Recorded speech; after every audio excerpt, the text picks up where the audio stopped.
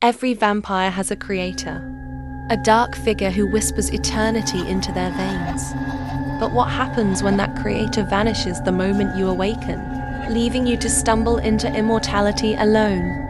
That was the fate of Lestat de Lioncourt, the Brat Prince, the vampire immortalized in Anne Rice's The Vampire Chronicles. And the one who gave him the dark gift was a name almost erased from history. Magnus. Magnus is not a romantic figure. He's not the tragic, tortured soul who longs for love. He is something older, colder.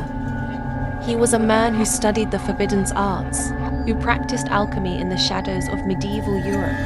Unlike others who stumbled into vampirism, Magnus took it, stole it, and then, in one of the most terrifying acts in vampire lore, he abandoned the very creation he had made.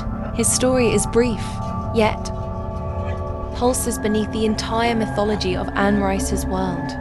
Tonight, we'll drag Magnus from the shadows, peel back the myths and look into the hollow eyes of the vampire who gave birth to one of the most enduring legends of them all.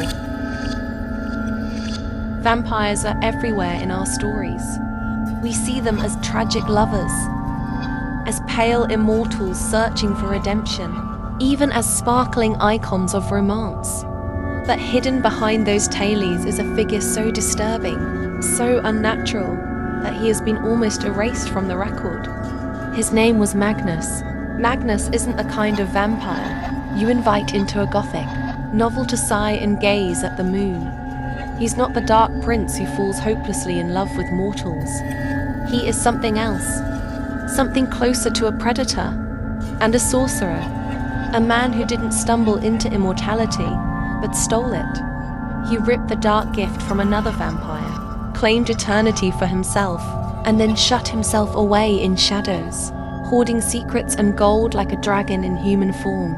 And here's the real problem. When people think of vampires, they think of Dracula, or maybe even Lestat, but almost no one remembers Magnus. It's as if his name was buried on purpose, as if even the legends are afraid of him. Why? Maybe because he breaks the rules. He doesn't nurture. He doesn't guide. He doesn't even care for those he creates. He abandons them. Think about it. Magnus kidnaps Lestat, forces immortality on him, and then throws himself into fire. No lessons, no warnings, no map to survival, just chaos. That act is so unthinkable, so cruel, that it left Lestat not only an orphan of the night, but a creature of raw instinct. Without Magnus's brutal choice, there would be no Lestat as we know him. Magnus is the problem in vampire lore no one wants to face. He is the monster who doesn't care if his creations live or die.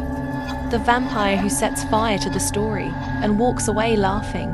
So ask yourself, was Magnus erased from legend because he was forgotten, or because the truth about him was too terrifying to remember? Magnus was not born into the night. He was born a man, an alchemist in medieval Europe, consumed by obsession. While others sought gold, Magnus sought eternity. He pored over forbidden texts, practiced rituals in secret, and watched the world with the cold detachment of a scientist dissecting flesh. But knowledge wasn't enough. He wanted power. And so, Magnus did something almost no vampire had ever done before. He stole the dark gift. He hunted down an ancient vampire, tricked it, and ripped immortality from its veins through blood and sorcery.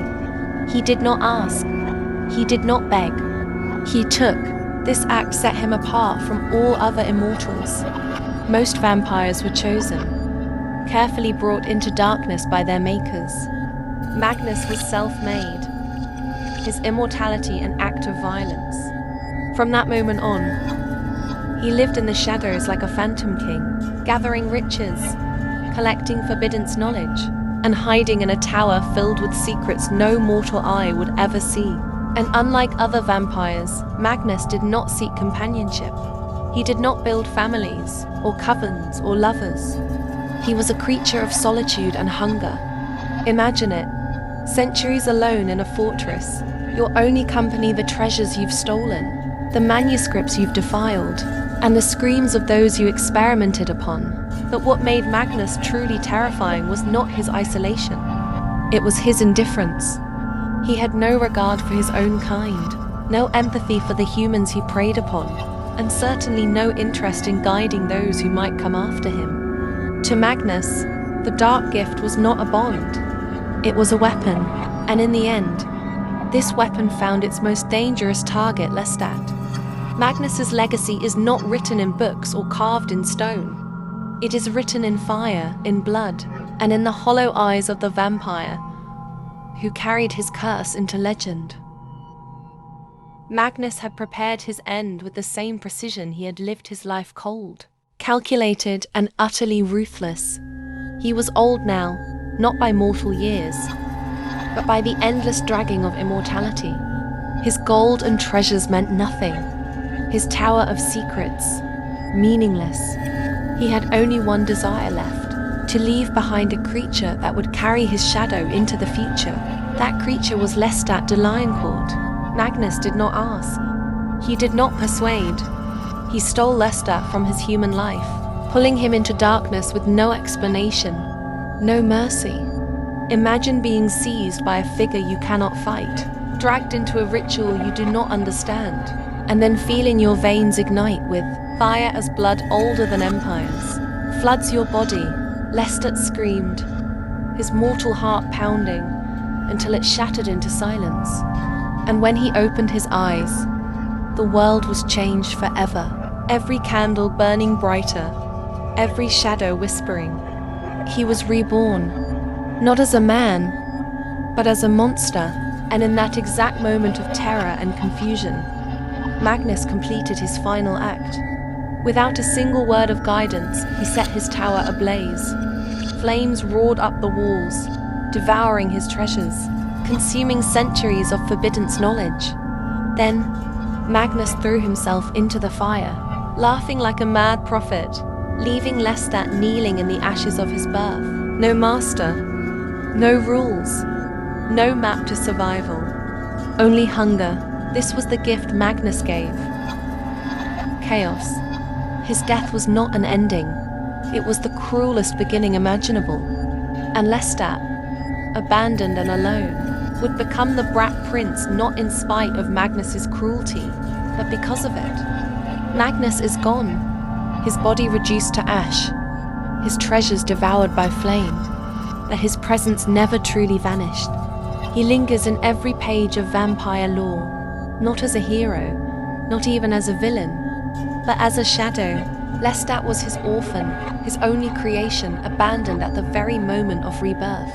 And yet, that abandonment forged the brat prince into the vampire he became. Lestat's arrogance, his hunger for knowledge, his rebellion against vampire tradition, all of it echoes the chaos Magnus left behind. Without Magnus, there is no Lestat. Without Lestat, there is no Vampire Chronicles. This is the paradox of Magnus. He appears only briefly, yet his fingerprints are smeared across an entire mythology. His cruelty shaped the story more than kindness ever could. He is the ghost architect of Anne Rice's world, the phantom who started everything by ending himself. And maybe that's why his name is forgotten. Legends don't want to remember the cruel truth that sometimes creation comes not from love or guidance, but from fire and destruction. Magnus is a reminder that the past doesn't always nurture us. Sometimes it burns us alive and leaves us to find our own way in the ashes. So when you think of Lestat, the brat prince, the seductive anti-hero, the immortal rebel, remember the shadow crouched just behind him, the forgotten vampire, the sorcerer who stole immortality, the creator who abandoned his child. Magnus. Magnus is gone, or so the story tells us. Burned alive, erased from history, buried beneath the legend of the brat prince. But what if he isn't truly gone? What if every time Lestat rises to defy the night, Magnus is there laughing in the shadows, whispering from the ashes, pulling the strings of eternity? This is the question that lingers long after the fire dies down. Was Magnus a genius? A visionary who shaped the most infamous vampire of all time? Or was he a monster, a heartless sorcerer who destroyed lives simply to amuse himself? That's where you come in. I want to know, what do you see when you look into Magnus's story? Do you see cruelty? Or do you see brilliance? Was he the villain of the Vampire Chronicles? Or its true architect? Leave your thoughts in the comments below.